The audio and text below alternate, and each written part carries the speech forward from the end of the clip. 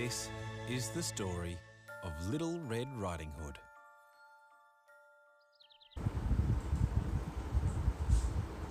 This is the story of Little Red Riding Hood. Once upon a time, there was a little girl who lived in a village near a big forest. She was loved by everyone who looked at her, but most of all by her grandmother. And there was nothing that she would not have given to the child. Her grandma had made her a beautiful red cloak with a really big red hood, which suits her very well that she would wear it every day whenever she went out. And so everyone in the village called her Little Red Riding Hood. The one day, Little Red Riding Hood's mother said, "Come, Little Red Riding Hood, here is a piece of cake and also a bottle of wine. Grandma is not feeling very well and this will do her good. Set it out before it gets hot, and when you are going, walk nicely and quietly and do not run off the path or you may fall and break the bottle. And then your grandma will get nothing. And when you are in her room, make sure to say good morning and do not peep into every corner before you do it. Okay, so now will you take this basket to your grandmother?" "Yes, mother.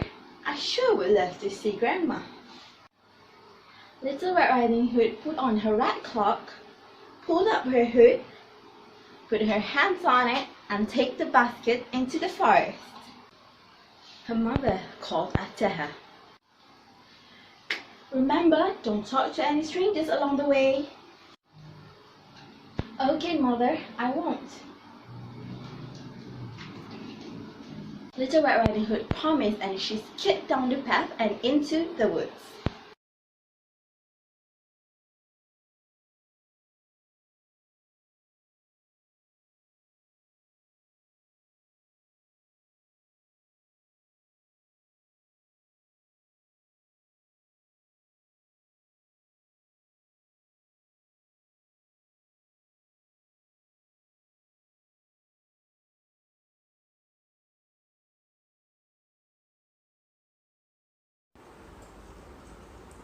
Little Red Riding Hood did not have to worry about getting lost in the forest because she knew the way to her grandmother's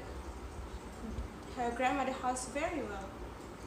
Her grandmother lived out in the wood, half a league from the village.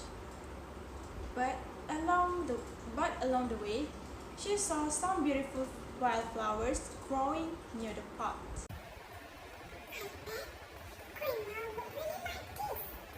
She said to herself as she stopped to pick a few. "Hello there, little girl." Said a deep growling voice from behind her. Little Red Riding Hood was very startled. She spun around and saw a big black wolf standing in the shadow between two trees.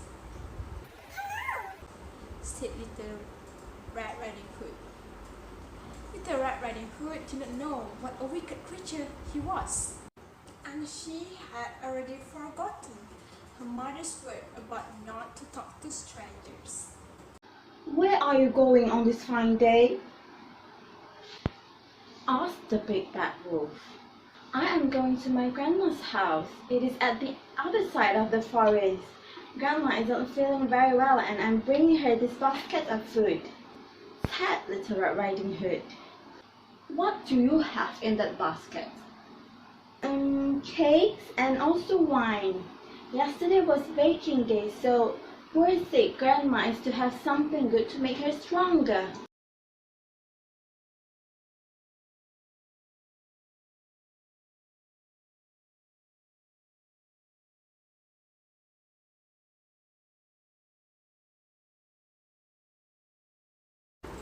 "What a sweet girl you are," said the big bad wolf.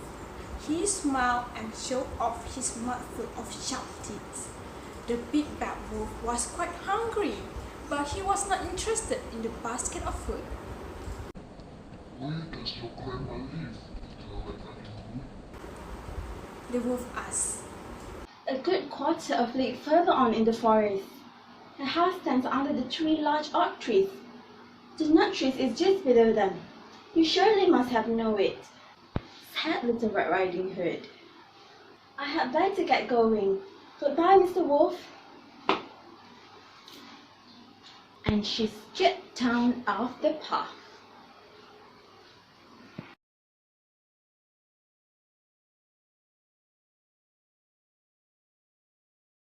The big bad wolf's stomach growled and growled with hunger, and suddenly he had an idea. The wolf thought to himself, "What a tender young creature! What a nice plump mouthful! She will be better to eat than the old woman. I must act craftily so as to catch wolves." So he walked for a short time by the side of Little Red Riding Hood, and then he said, "See, Little Red Riding Hood, how pretty the flowers are about here. Why do you not look around? I believe too that you do not hear how sweetly the birds are singing. You walk gravely along as if you were going to school, while everything else out here in the wood is merry." Little Red Riding Hood raised her eyes, and when she saw the sunbeams dancing here and there through the trees, and pretty flowers are growing everywhere, so she thought, there's so many flowers. Suppose I take some fresh nosegay to Grandma's. That would please her too. It is so bright and early in the day that I should still arrive at a good time. And so she ran from the path and went into the woods. And whenever she picked one flower, she fancied that she saw a still prettier one farther on. So she ran after it. And so she got deeper and deeper into the woods.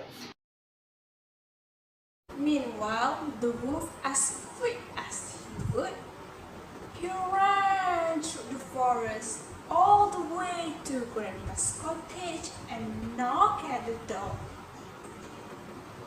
"Who is there?" said the grandmother. It's Little Red Riding Hood, replied the wolf. I bring you some cakes and wine. Open the door.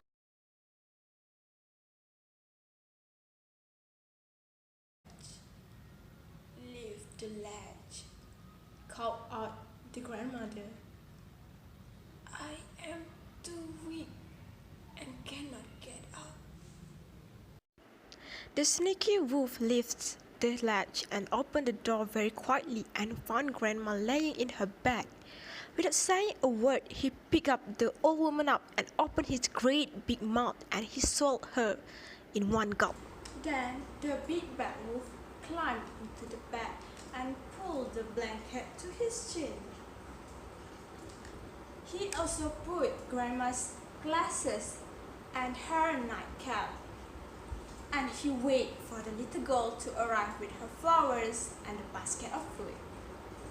Little Red Riding Hood, however, had been running for the flowers, and when she had gathered enough that she could carry no more, she suddenly remembered her grandmother, and so she set her path back to her grandmother. When Little Red Riding Hood had arrived at her cottage, she opened the door slowly, and she saw her grandmother lying on the bed.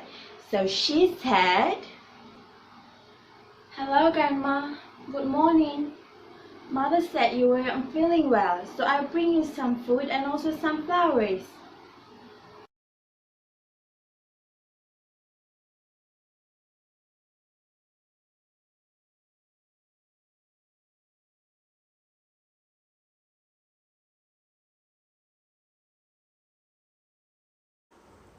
"What a sweet girl you are," said the wolf in his fake grandma's voice. "Come closer, my dear." Little Red Riding Hood took a step closer toward her grandmother, but she noticed that something is a little bit different about grandmother. She had such a strange feelings that she thought to herself,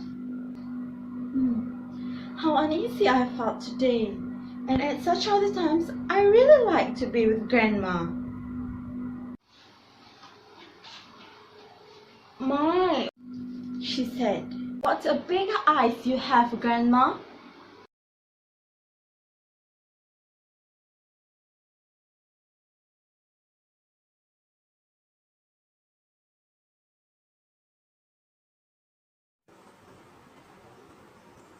All the better to see you with, said the big bad wolf.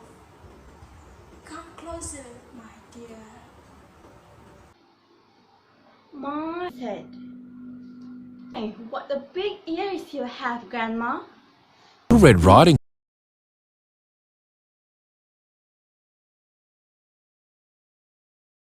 All the better to hear you with, replied the wolf. Come here, my dear.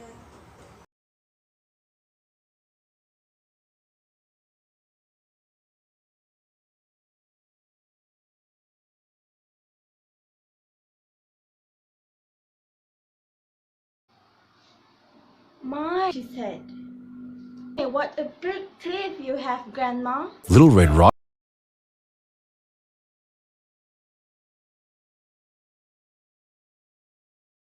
All the better to eat you with, growled the big bad wolf.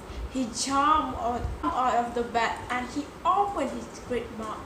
The little Red Riding Hood shrieked and tried to run, but the hungry wolf grabbed her up and swallowed little Red Riding Hood in just one gulp.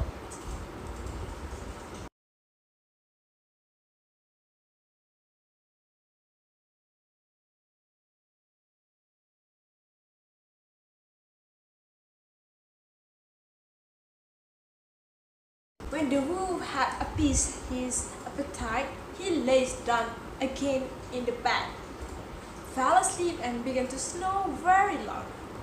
The woodsman was just passing the house and thought to himself,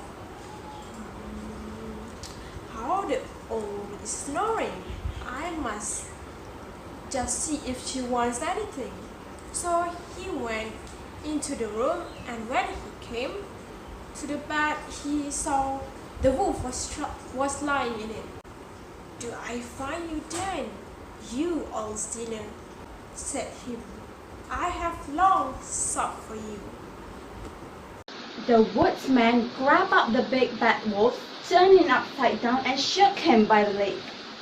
And little Red Riding Hood comes out tumbling out from the wolf's mouth and crying. How frightened I have been! How dark it is inside the wolf! And Grandma too followed soon after. The three of them had chased the big bad wolf out of the cottage, out of the forest and over the hill. The wolf had run and never been seen again. The grandma had eaten the cake and also the wine brought by Little Red Riding Hood and revived. But the Little Red Riding Hood had thought to herself that as long as I live, I will never by myself leave the path to run into the woods when my mother had forbidden me to do so. So, Little Red Riding Hood had learned her lesson and she never talked to any strangers after that. So, that's all for our storytelling. The end.